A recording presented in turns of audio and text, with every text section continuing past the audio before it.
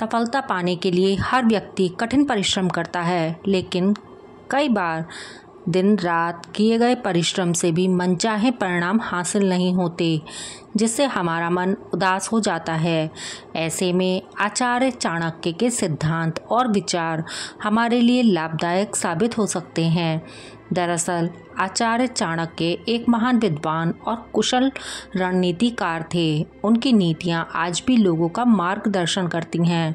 उन्होंने जीवन से जुड़े विषयों पर अपने विचारों को व्यक्त किया है। उनका मानना है कि जितना बड़ा हमारा लक्ष्य होता है, उतनी ही बड़ी परेशानी भी होती है। इन सभी चीज़ों का डटकर सामना करने वाला व्यक्ति ही सफलता हासिल करता है। अगर आप भी जीवन में सफल होना चाहते हैं तो आचार्य चाणक्य की इन बातों का ज़रूर पालन करें। आचार्य चाणक्य के अनुसार अगर आप जीवन में सफल होना चाहते हैं तो आपको अपने साथ साथ दूसरों की गलतियों से भी सीख लेनी चाहिए। चाणक्य कहते हैं, जो व्यक्ति दूसरों की गलतियों से सबक नहीं लेता, वह अपने जीवन में तरक्की के लिए काफ़ी संघर्ष करता है। साथ ही कई बार उसे असफलताओं का भी सामना करना पड़ता है। आमतौर पर गलती या असफलता मिलने पर कुछ लोग पीछे हट जाते हैं, लेकिन ऐसा करना उचित नहीं है। आचार्य चाणक्य की नीति के अनुसार जो बीत गया उस पर कभी अफसोस नहीं करना चाहिए, बल्कि अगली पारी के लिए खुद को तैयार करना चाहिए। चाणक्य नीति के अनुसार व्यक्ति को जीवन में कभी भी ऐसे स्थान पर नहीं ठहरना चाहिए जहां उसकी इज्जत ना हो।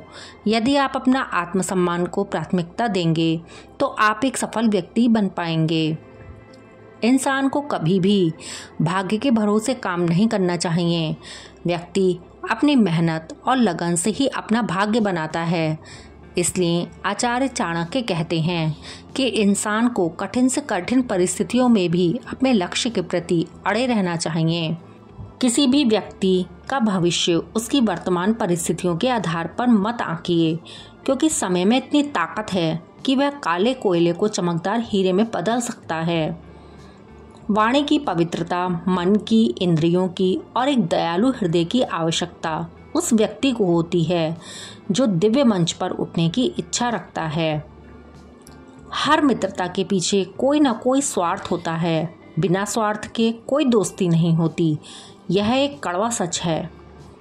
उस व्यक्ति से दूर रहें जो आपके सामने मीठी बातें करता है, लेकिन आपके पीठ पीछे आपको बर्बाद करने की कोशिश करता है, क्योंकि वह जहर से भरे घड़े के समान है जिसके ऊपर दूध होता है। मनुष्य अकेला पैदा होता है और अकेला ही मरता है, और वह अपने कर्मों के अच्छे और बुरे परिणामों को अकेले ही भोगता है, और वह अकेला ही नर्क या परम धाम जाता है। आध्यात्मिक शांति के अमृत से संतुष्ट लोगों को जो सुख और शांति प्राप्त होती है, वह लालची व्यक्तियों को बेचैनी से इधर उधर घूमने से नहीं मिलती है। ब्राह्मण की ताकत उसकी विद्या में है, एक राजा की ताकत उसकी सेना में है, एक वैश्य की ताकत उसके धन में है, और एक शूद्र की ताकत उसकी सेवा के दृष्टिकोण में है। वह माता पिता शत्रु की तरह होते हैं जो अपनी संतान को पढ़ाते नहीं हैं। अज्ञानी व्यक्ति सभा में ऐसा लगता है जैसे हंसों के बीच बगुला। इसलिए हर व्यक्ति को अपना ज्ञान बढ़ाते रहना चाहिए। जिसका पुत्र वश में रहता है, जिसका जीवन साथी इच्छा के अनुसार और जो अभावों में भी संतुष्ट रहता है, उसके लिए स्वर्ग धरती पर ही है।